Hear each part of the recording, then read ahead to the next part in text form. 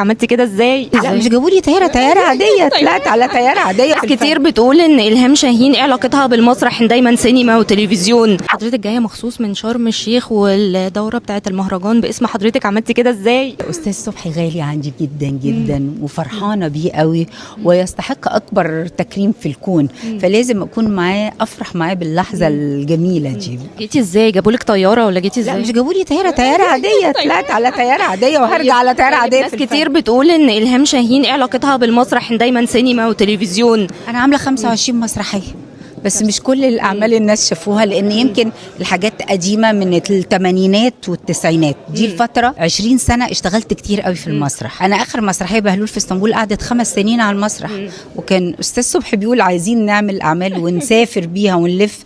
بهلول في اسطنبول اتعرضت في لبنان، وسافرنا عشان نعرض اسبوع، قعدنا شهرين.